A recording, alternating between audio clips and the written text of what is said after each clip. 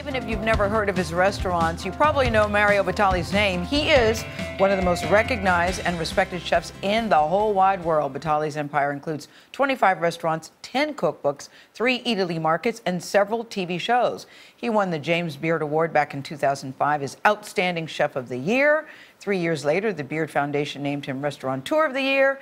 And next week, thousands of restaurant food trucks and bars will join Bono's annual Red campaign to fight AIDS. Batali kicks things off Sunday with a Red Supper on Pier 26 in New York City. Good morning to you, Chef. Good morning, and happy to be here, guys. We are glad to have you. So Bono recruited you. What did he say to you 2 years ago to get you involved in what was his pitch to you? Well, he knows that my fundamental charitable move is to help children become their best children that they can be. And in America, we kind of just assume they're going to be born more or less healthy. In Africa, the idea is that they don't really stand a chance to be even born without AIDS. So he said, how about we just save a bunch of lives to give Africa, the emerging continent, some real potential? And I said, of course I'll join you, whatever. If he said he wanted to march around with a yellow popsicle stick, I'd say yes to. And so how are you going to do this?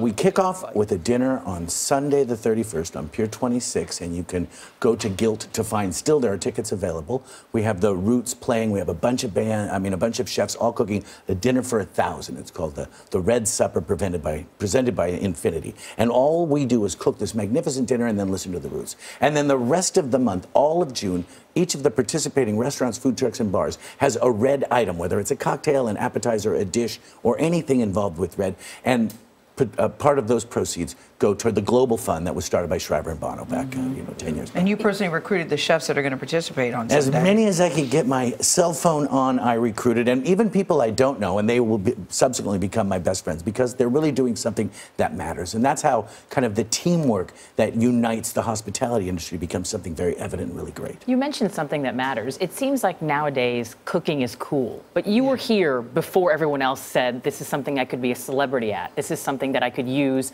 for a certain purpose. When you started off as a chef, did you have intentions? Did you have thoughts of any of that? I became a chef, and I tell all the kids I meet, if you find something that you love, you will never feel like you're going to work. So I became a chef because after I studied Spanish theater of the Golden Age and finance theory in college, I realized neither of those were career moves for me, but that the cooking that I did growing up was something that I loved. And if you find that, whatever it is, then you're always going to be happier. So cooking became cool, but keep in mind, when I became a cook, it was the last thing you did after you got fired from your landscaping job before you went to jail. Yes. But do you have time to cook now because you've got so many restaurants? Yeah, of course. I mean, I don't have to clean up is the best thing about my position now. I can walk into a kitchen if friends or somebody that I like or somebody that I want to make something special for. I walk in, I cook right on the line, I send them out the dish, and then I can saunter back out in the dining room immediately. Yeah, what's your favorite thing to cook at home for your kids? My favorite thing to cook in it's general... It's like you're standing your home for dinner every night. Yes, well, that's the beauty of working in New York City. I have all of my restaurants and a Vespa, much like Charlie, and we can get to a lot of places very quickly and then get home in time for dinner and then go back and people didn't even know I wasn't there for a minute. My favorite thing always, historically, has been to make breakfast for my children, because when they're just waking up and they're just a little bleary-eyed, you can get a little bit more of the truth out of them if you question them properly, which is a great way. You've spoiled them for breakfast. Yeah, well, I had the Batali Brothers breakfast menu for many years, which had 15 items on it, and I would make, no matter what it was, it came with a complimentary vitamin and a glass of juice. What's happening in the restaurant business? What kinds of food, what kinds of cuisine is sort of trending? I think particularly in America, I think as Americans become more well-traveled and more savvy about the interesting things going on around the world, authenticity becomes something we're looking for. And as we understand, and as we've learned in the last 20 years, Italian food isn't just spaghetti, pasta, and spaghetti, pizza, and lasagna. There's 21 regions in Italy, each of which have another 10 or 20 different, very interesting spaces. And as you travel around the world, you realize Moroccan food isn't anything. There's northern Moroccan food, there's the Atlas Mountains Moroccan food, and as we search for that, and as people bring back their own take on that, food becomes as intellectually satisfying as it is physically and nutritionally satisfying. And that's why the restaurant industry is kind of cool right now, because we've become the entertainment, because people are fascinated by many facets of our business. Beyond passion, what's the most important thing that a good chef has to know? They have to know how to treat people right to be able to maximize their potential. You need to build teams. You need to have a group of people who are working very hard in a hot environment in the least comfortable room of the entire building.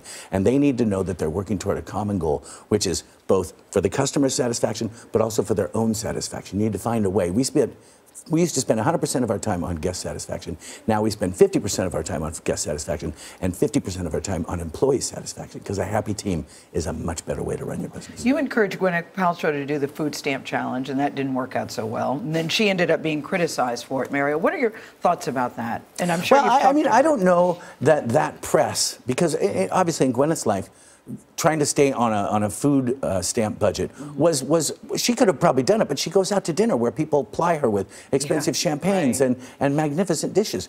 At the end of the day, she handled the brouhaha quite nicely, and at the real end of the day, it probably raised the visibility of the food stamp problem in a much better way than just simply having her be successful. Thank you so much, Mary. Great to have you. All right, thanks. Really good to see you.